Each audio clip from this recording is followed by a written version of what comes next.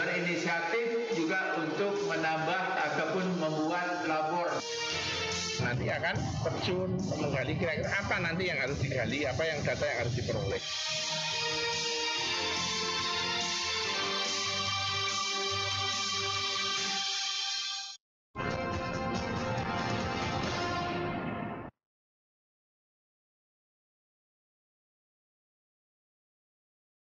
Inilah info hari ini, Kamis 10 September 2020. Berbagai informasi akan kami hadirkan untuk Anda, di antaranya gerakan memakai masker serentak di Indonesia. Polda Riau bagikan 630.000 masker ke seluruh wilayah Riau. Pelaksanaan pembatasan sosial berskala mikro (PSBM) harus dikoordinasikan dan dikaji secara matang. Inilah info Riau selengkapnya bersama saya, Kepala Kejaksaan Tinggi Riau, Dr. Mia Amiati Esa, MH. Tokoh membaca berita, 75 tahun Radio Republik Indonesia.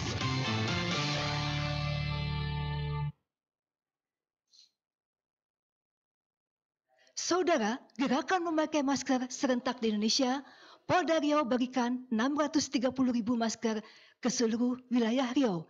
Selengkapnya, reporter Santi Yunas melaporkan.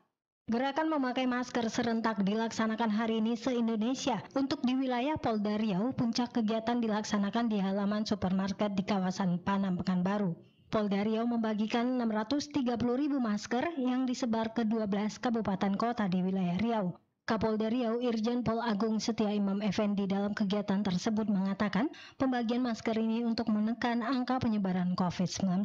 Mengingat saat ini angka positif COVID-19 di wilayah Riau terus meningkat setiap harinya dengan angka mencapai 100 orang. Melalui gerakan pakai masker, dikatakan Kapolda, bagian memenuhi protokol kesehatan. Kita lebih memfokuskan hari ini untuk pembagian masker dan tadi disampaikan bahwa kita juga akan memperketat penegakan disiplin kita menjadi lebih konkret lagi. Kita ingin masyarakat dengan kita mematuhi peraturan wali kota ataupun peraturan gubernur yang sudah ada saat ini, itu agar kita semuanya mematuhi dan kita bisa menyelenggarakan protokol kesehatan dengan sebaik-baiknya. Dalam kesempatan itu, Kapolda Riau Irjen Pol Agung Setia Imam Effendi melakukan pelepasan 630.000 masker yang diangkut dengan kendaraan operasional TNI Polri dan akan disebar ke seluruh kabupaten kota di Riau. Reporter Santi Yunas, RRI Pekanbaru.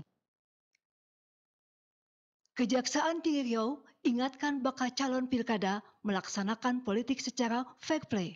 Selengkapnya, inilah laporan reporter Santi Yunas. Kejaksaan Tinggi Riau mengimbau agar seluruh pasangan calon kepala daerah yang bertarung di Pilkada serentak 9 Desember mendatang di 9 daerah untuk melaksanakan politik secara fair play. Hal itu disampaikan Asisten Intelijen Kejaksaan Tinggi Riau Raharjo Budi Kisnanto. Dirinya mengatakan kejaksaan tergabung dalam penegak hukum terpadu bertugas mengawasi dan mengawal jalannya pilkada agar sesuai dengan aturan. Tim Gakumdu dibentuk atas penunjuk Bawaslu dikarenakan tidak adanya penegakan hukum di daerah. Karena unsur dari Bawaslu atau Panwaslu kalau zaman dulu nama Panwaslu, sekarang Bawaslu di tingkat kabupaten kota ini kan tidak ada unsur aparat penegak hukumnya dari kepolisian maupun dari kejaksaan. Sehingga dibentuklah tim penegakan hukum terpadu tadi. Jadi kalau ada laporan yang masuk, nanti kita analisa secara bersama-sama, duduk bersama-sama antara pihak KPU, Bawaslu, kemudian dari pihak kejaksaan, kepolisian, dan nanti akan terjun menggali kira-kira apa nanti yang harus digali, apa yang data yang harus diperoleh. Adapun 9 daerah yang melaksanakan pilkada serentak diantaranya Kabupaten Kuantan Singingi, Indragiri Hulu, Pelalawan, Siak, Kepulauan Meranti, Bengkalis, Rohil, dan Kota Dumai. Reporter Santi Yunas, RRI Pekanbaru. Pelaksanaan pembatasan sosial berskala mikro (PSBM) harus dikoordinasikan dan dikaji dengan matang bersama pihak-pihak terkait. Berikut laporan reporter Femi Asti Yovani. Nanti tidak semua wilayah, tapi per kecamatan. Beberapa kabupaten kota di Provinsi Riau akan memberlakukan pembatasan sosial berskala mikro atau PSBM sebagai langkah mencegah terjadinya penularan dan penyebaran COVID-19 ke wilayah lain. Gubernur Riau Samsuar mengatakan untuk pemberlakuan PSBM, pemerintah kabupaten kota harus melakukan koordinasi dan kajian yang matang bersama pihak-pihak terkait agar tujuan untuk mencegah atau memutus mata rantai penyebaran COVID-19 di satu wilayah seperti kecamatan yang banyak terdapat kasus terkonfirmasi bisa tercapai. Gubernur mengungkapkan setelah adanya kajian, nantinya Satuan Tugas atau Satgas Penanganan COVID-19 Provinsi Riau bekerja kota akan menetapkan kapan diberlakukannya PSBM di daerah. Nah, ini kami tadi minta kepada rekan-rekan kami dari Satgas Provinsi nanti akan bekerja sama nanti dengan kabupaten kota sekaligus juga untuk menetapkan mulainya tanggal berapa. Yang tujuan kita mudah-mudahan dari ikhtiar ini dapat memutus rantai penularan COVID-19. Gubernur Riau Samsuar menambahkan nantinya pemberlakuan PSBM selama 2 minggu dan harapan agar COVID-19 dapat diputus penyebarannya bisa terwujud dengan baik. Femi Astiovani, RRI Pekanbaru. Tokoh membaca berita, 75 tahun Radio Republik Indonesia. Saudara, pemerintah Kota Pekanbaru tidak lagi membolehkan orang tanpa gejala positif COVID-19 dirawat di rumah karena resiko penyebaran COVID-19 dari OTG saat dirawat di rumah lebih besar dibanding di bawah pengawasan tim medis. Reporter Evi Bukit menurunkan laporannya. Akibat tidak disiplin, pasien positif COVID-19 OTG tidak lagi diperbolehkan dirawat di rumah. Penegasan ini disampaikan Wali Kota Pekanbaru Firdaus karena berdasarkan hasil evaluasi, pasien positif COVID-19 yang dirawat tanpa gejala sulit diawasi. Perawatan OTG di rumah berpotensi menambah jumlah penularan. Dicontohkan klaster sejumlah perkantoran ternyata telah menulari banyak orang. Masyarakat yang positif COVID dalam OTG ini isolasi tidak lagi boleh mandiri di rumah. Karena isolasi mandiri ini kita tidak dapat mengontrol dan tidak dapat mengetahui apakah benar mereka itu disiplin atau tidak. Maka oleh sebab itu pemerintah Provinsi Riau sudah menetapkan kebijakan untuk semua masyarakat kita yang positif COVID dan OTG itu mandiri di bawah pengawasan pemerintah daerah. Sementara PLT Kepala Dinas Kesehatan Kota Pekanbaru, Dr. Zaini Rizaldi mengatakan perawatan pasien positif COVID-19 tanpa gejala tidak membutuhkan waktu lama. Ia memperkirakan perawatan biasanya berkisar 5 hingga 10 hari. Awalnya, kalau positif dengan gejala ringan boleh diisolasi di rumah. Tapi atas pertimbangan, daripada berbuntut lain, kedisiplinan masyarakat yang sangat kurang, yang positif OTG diisolasi di Rusunawa, Rejosari. Reporter Evi Bukit, RRI Pekanbaru. Pembukaan jalur pelayaran domestik dari dan ke Bengkalis disertai penerapan protokol kesehatan. Selengkapnya, inilah laporan reporter Sri Mawarti Syarif.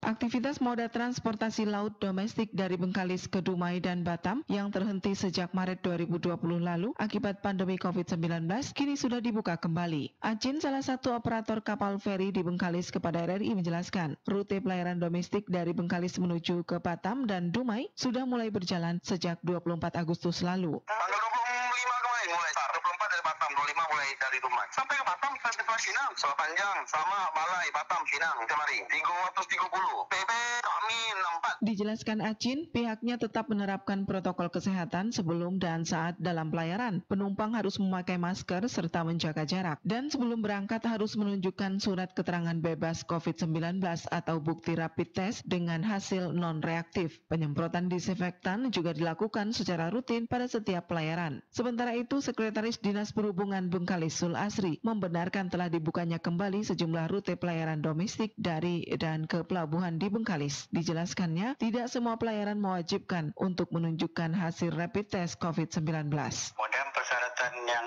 akan kita berikan kepada perusahaan ini, yang jelas kalau khusus untuk dalam provinsi, itu kita tidak menggunakan rapid, baik di Sepanjang dan Sama itu tidak menggunakan rapid. Kecuali Dumai, kalau Dumai ini nampaknya pemerintah dia tetap ingin melaksanakan rapid, namun sebenarnya sudah ada keputusan gubernur bahwa khusus untuk dalam provinsi Riau itu. Pelabuhan telah disiagakan petugas dari berbagai unsur terkait untuk mengawasi penerapan protokol kesehatan pencegahan penyebaran COVID-19. Dari Bengkalis, Sri Mawarti Syarif melaporkan. Untuk meminimalisir penularan COVID-19, DPRD Kota Pekanbaru meminta petugas sensus penduduk 2020 patuhi protokol kesehatan.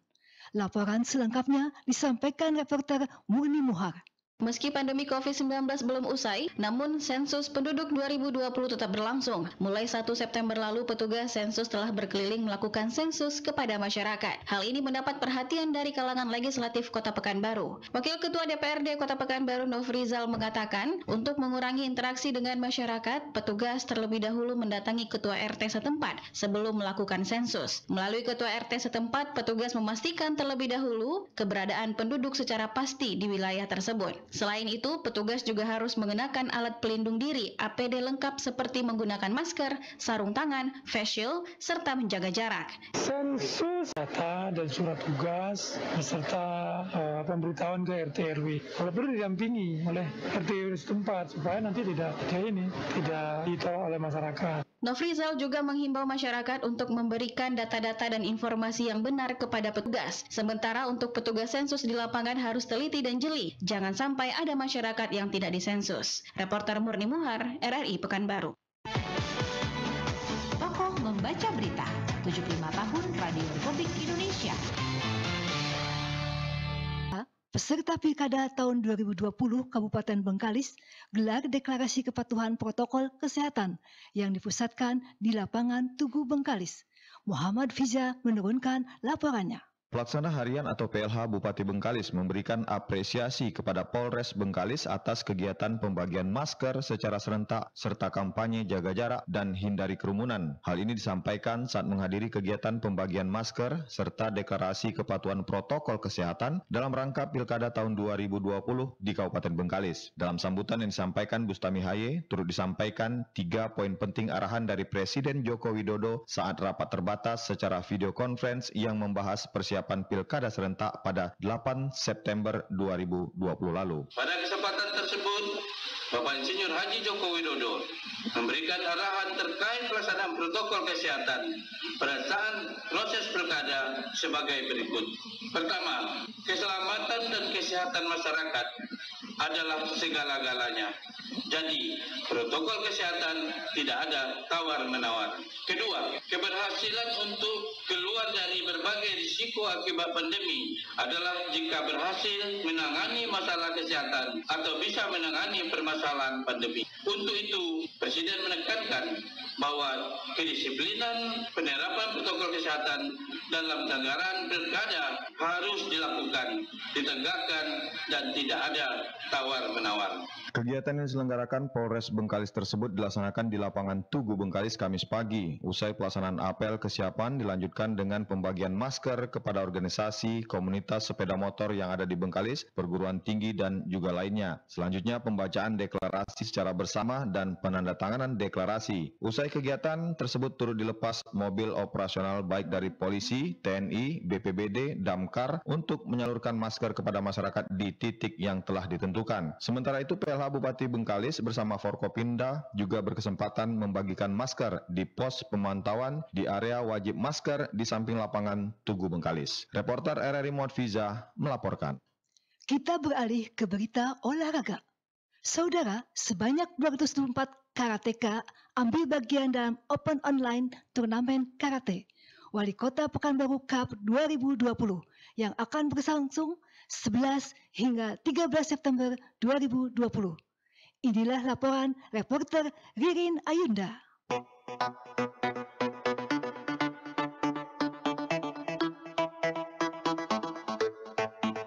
Open Online Turnamen Karate ini sudah mendaftar 230 peserta. Itu memang tersebar dari Aceh sampai ke Papua dan juga diikuti sekitar 50-an atlet Pekanbaru.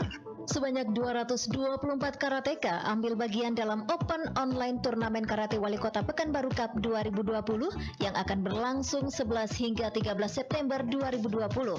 Kejuaraan bela diri yang khusus mempertandingkan kategori seni tersebut akan digelar secara online mulai besok pagi yang rencananya dibuka langsung oleh Wali Kota Pekanbaru Firdaus STMT.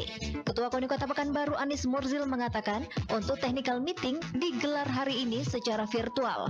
Jumlah peserta yang mengikuti Open Online Turnamen Karate kali ini memang melebihi target awal yang sebelumnya dibatasi hanya untuk 200 peserta. Oleh karenanya, panitia mensiasatinya dengan menambah hari pelaksanaan agar kejuaraan dapat berjalan maksimal.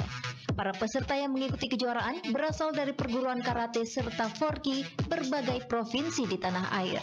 Kita berharap nanti acara pembukaan nanti dibuka langsung oleh Wali Kota pada hari Jumat tanggal 11 dan kemudian dilanjutkan pertandingan selama 3 hari tersebut.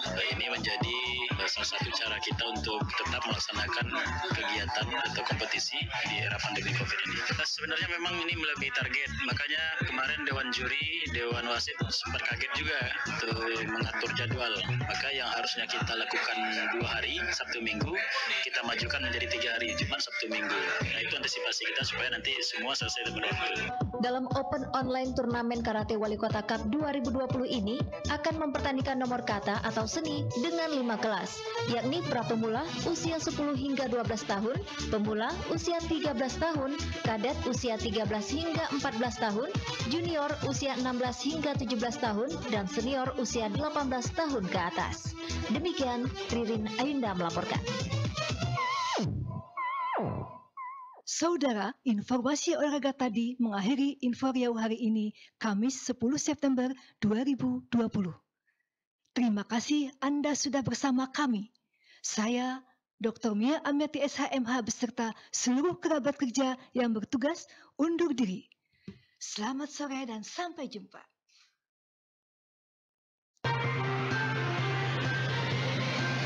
Demikian Info Riau hari ini.